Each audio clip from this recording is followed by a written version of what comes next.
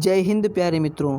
UPSC prelims fact में आपका स्वागत है। आज दो टॉपिक को कवर करूंगा। पहला स्क्रीन आपके सामने है, विश्व का नहीं भारत का सबसे बड़ा फ्लोटिंग सोलर पावर प्लांट कहाँ पर स्थापित किया है, इसके बारे में जानेंगे। और साथ ही साथ इसरो ने अंतरिक्ष में सहयोग के लिए कौन कौन देशों के साथ सहयोग किया है, भविष्य में किया है और भविष्य में कौन सी योजना बना रहा है, इन सभी पर चर्चा करेंगे। आइए चलते हैं टॉपिक पर। तो भारत का सबसे बड़ा सोलर फ्लोटिंग पावर कहाँ पर है? तेलंगाना में। तो यहाँ पर यूपीएससी नहीं, प्रीलिम्स में ये क्वेश्चन ज़्यादा महत्वपूर्ण हो जाते हैं। यूपीएससी में अक्सर ऐसे क्वेश्चन नहीं पूछे जाते हैं, फिर भी आप नोट कर लीजिएगा। तेलंगाना में कौन विकसित कर रहा है? एनटीपीसी विकसित कर रहा है, national thermal power of corporation limited. यह भारत का सबसे बड़ा फ्लोटिंग सोलर पावर प्लांट विकसित किया जा रहा है तेलंगाना में। किस मामले में? उत्पादन की क्षमता मामले में। क्यों उत्पादन क्षमता मामले में? इसे कितने मेगावाट का है? तो 447 मेगावाट का है। 447 मेगावाट का है ये। तो 447 मेगावाट का floating solar power plant Telangana में विकसित किया जा रहा है। यह पावर प्लांट जो भारत का उद्देश्य क्या है? भारत का उद्देश्य 2022 तक 175 गीगावाट की सौर ऊर्जा क्षमता को प्राप्त करना है। 175 गीगावाट नवीकरणीय ऊर्जा क्या होता है?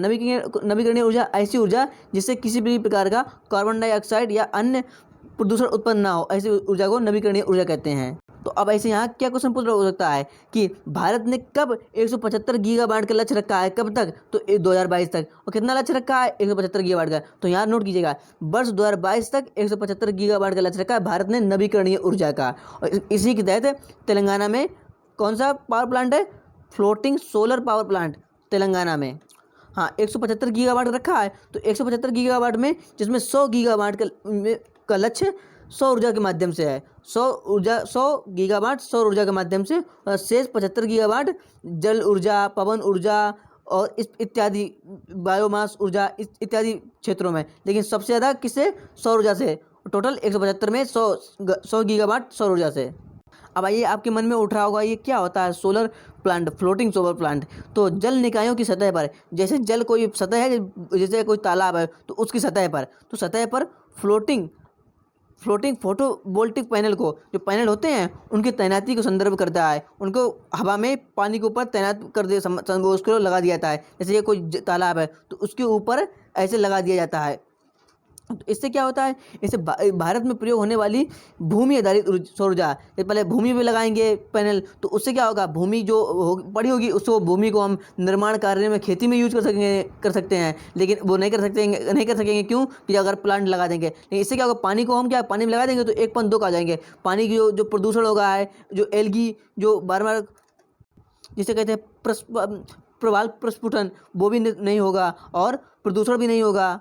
जो अत्यधिक जो पानी का बाष्पीकरण होता है, बाष्पीकरण भी नहीं हो सकेगा, उससे बाष्पीकरण को भी बचा सकेगा। जैसे पानी को, और पानी स्वच्छ भी रहेगा, गुणवत्ता युक्त रहेगा, गंदा पानी नहीं होगा, इससे बहुत लाभ होगा।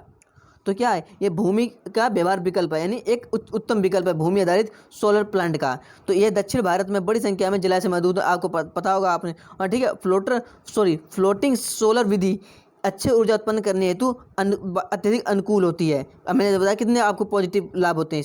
और कौन कौन सी परियोजना लंबित हैं? देखो, ये कितनी है? 447 मेगावाट की है। एनटीपीसी विकसित कर रहा है तेलंगाना के रामगुंड जिले में, आपको रामागुंडम जिले में। और यह कितने 2023 तक अपने पूरी क्षमता से कार्य करेगा। कार्य तो अभी करने लगेगा, लेकिन पूरी क्षमता कितनी? 447 मेगावाट कब? 2023 तक। इससे पहले अगले 3 महीने संचालित होने वाली और कौन सी है? विशाखापट्टनम। कहाँ पड़ता है? ये आंध्र प्रदेश में पड़ता है। और कितनी है? 25 मेगावाट की है। कहाँ पर है? सिमहाद्री। और केरल में भी एक है, कायमकुलम। तो कहाँ पर है? तेलंगाना में तो है ही, आंध्र प्रदेश और केरल में भी है। इतना याद रखना है बस। जोड़ी बनाने के प्रश्न पूछ देते हैं। तो सिमहाद्री कहाँ पर है? विशाखापट्टनम में। और कायमकुलम कहाँ पर? केरल में है। जोड़ी बनाने के पूछते हैं। और रामागुंडम तेलंगाना, जोड़ी बनाने के पूछ देते हैं अक्सर। तो ये नोट करिए आप।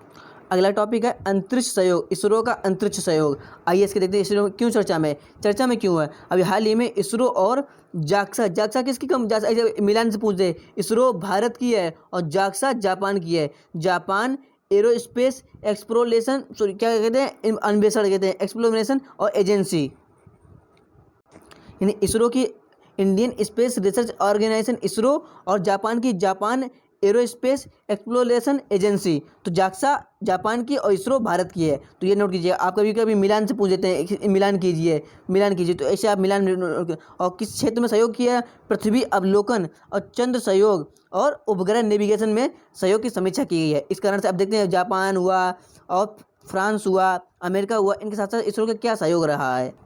तो जापान ने क्या सहयोग किया है? दोनों एजेंसियां उपग्रह का डेटा उपयोग करके चावल जो फसल क्षेत्र है और उसके बाद एयर क्वालिटी निगरानी पर सहयोग के लिए एक कार्यक्रम व्यवस्था पर हस्ताक्षर किए दोनों ने। चावल की जो फसल में जो ने मीथेन का उत्पादन होता है, चावल की जब उत्पादन होता है उसके मीथेन गैस के बहुत बड़ी मात्रा में उत्सर्जन होता है, उसके बारे में, और एयर क्लीन यानी वायु गुणवत्ता के बारे में। दिल्ली एनसीआर में देखते हैं कितनी बहुत पोल्यूशन हो रहता है यहाँ पर।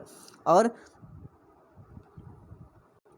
लूपेक्स मिशन, अब ऐसे पूछते लूपेक्स मिशन किन दो देशों के मध्य, किन दो एजेंसियों के मध्य? तो इसरो और जाक्सा जापान का। तो केस के लिए भारत और जापान ने पहले से ही संयुक्त चंद्र ध्रुवीय अन्वेषण। तो लूपेक्स क्या है? लूपेक्स एक चंद्र ध्रुवीय अन्वेषण है। किसके? भारत और जापान के बीच में। चंद्र ध्रुवीय क्यों? ध्रुवीय क्या है? दक्षिणी ध्रुव में। अभी भारत ने अपना चंद्रयान मिशन भेजा था दक्षिणी ध्रुव में, जो फेल हो गया था, सॉफ्ट लैंडिंग नहीं हो पाई थी, अर्ध सफल जिसे कहेंगे। तो इसलिए तो समझ गए लूपेक्स क्या है? लूपेक्स भारत और जापान के बीच। कब? 2024 में चंद्रमा के दक्षिणी ध्रुव पर लैंडर और रोवर भेजने की योजना है। तो लैंडर रोवर जाएगा कब? 2024 में। LUPEX Bharat Japan. अब आइए अन्य कौन कौन समझौते भारत का इसरो कर रहा है। अन्य देशों के साथ इस बात पर चर्चा है कि ऑस्ट्रेलिया गगनयान के लिए बुनियादी ज़रूरतें भारत को सहायता करेगा। ऑस्ट्रेलिया की बात चल रही है, अभी कुछ फाइनल नहीं हुआ है। और भारत और इटली पृथ्वी अवलोकन और अंतरिक्ष विज्ञान, रोबोटिक्स, मानव अन्वेषण में अवसरों को पता लगाने के लिए फैसला किया है। अभी कोई हस्ताक्षर नहीं हो, लेकिन बातें उठ के आ रही हैं, खबरों में आ रहा है, मीडिया रिपोर्ट्स में आ रहा है, इस कारण से चर्चा में है। लेकिन जो इसरो ने और जापान के बीच में वो हस्ताक्षर किए गए हैं लूपेक्स 2024 में, दक्षिणी ध्रुव को उसका चंद्रमा का। अब भारत और ऑस्ट्रेलिया दोनों एक संशोधित समझौता ज्ञापन में हस्ताक्षर किए हैं, जो व्यापक समझौता, यानी ऑस्ट्रेलिया ने हस्ताक्षर कर दिए। ऑस्ट्रेलिया का ये फाइनल हो गया है। ऑस्ट्रेलिया का ये फाइनल हो गया गगनयान के लिए।